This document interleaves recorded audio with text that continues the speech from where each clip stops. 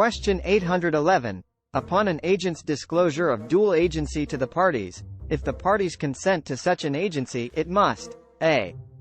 be relayed to the state attorney's office, b. occur at least 30 days before the close of a transaction, c. disclosure of a dual agency is not required, d. be in writing. Correct answer is D. Be in writing. If disclosure of a dual agency occurs, all principals must consent in writing. Question 812. The difference between the nominal rate of interest and the effective rate is a. The nominal interest rate is what is specified in the actual loan.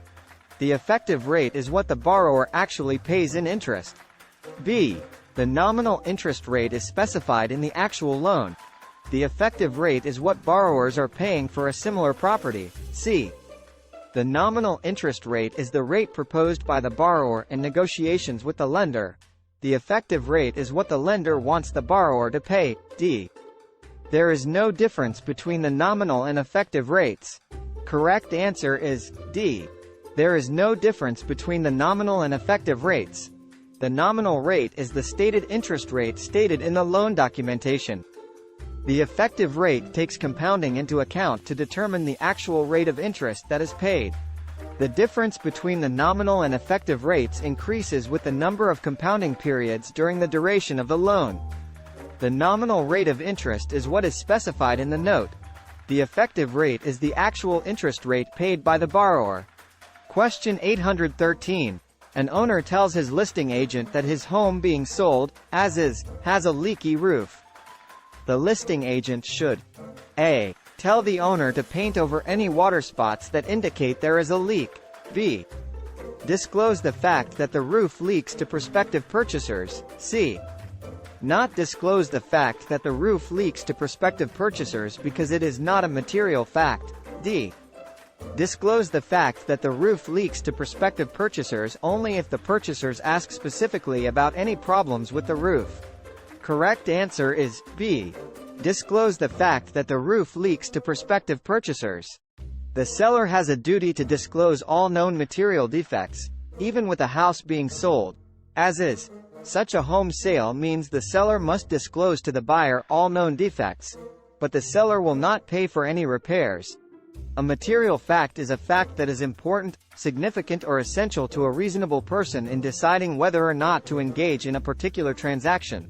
A leaky roof unquestionably qualifies as such a fact. Question 814. The right of a utility company to string power lines across privately owned land is an example of a. zoning ordinance, b. eminent domain, c. encumbrance, d. condemnation. Correct answer is C. Encumbrance. An easement in gross is an easement that is not created to benefit a particular parcel of land, but to benefit a specific user, in this case a power company. Easements in gross are in the larger category of encumbrances. Question 779. Besides the interest rate, a charge affecting the cost of a loan is a. discount points, b. PMI, c. origination fees, d. all of the above. Question 815. Broker Dolores sells a home listed by a broker from another brokerage. Her arrangement with the listing broker can be described as a. selling broker, b. third party, c. co-agent, d. principal. Correct answer is A. selling broker. Normally, the listing broker splits commissions with the broker who procures the buyer for the property. A broker who works with the listing broker to procure a buyer is called the selling broker. The selling broker may be acting as the seller's subagent, an agent of the listing broker, or performing as the exclusive agent of the buyer. Bree Reference Book. Question 816. A licensee who misrepresents property to the buyer while acting as an agent of the seller is subject to a. lawsuits, b. discipline, c. criminal penalties, d. all of the above. Correct answer is D. all of the above. Licensees making misrepresentations are subject to discipline, civil lawsuits, and/or criminal penalties. Question 817. While an estate for years automatically terminates when the agreed term expires, the lease can be ended before its expiration date with the tenant's consent. Such early termination is called a. Tender, b. Demise, c. Surrender, d. Reliction. Correct answer is c. Surrender. Estate for years is also called a term tenancy. The surrender must be in writing. Question 818. An open-end provision in a mortgage would benefit a borrower who wishes to a. Gain a discounted interest rate, b. Allow a subsequent purchaser to assume the loan, c. Borrow additional funds, d. Secure the loan with several different properties. Correct answer is c. Borrow additional funds. An open-end mortgage enables a borrower who has repaid a specific portion of the loan to borrow more money without having to reapply. Question 819. A verbal contract is called a. Invalid, b. Non-enforceable, c. Parole contract, d. Orally based agreement. Correct answer is c. Parole contract. The word parole means verbal. Question 820. To create an escrow agreement, there needs to be a.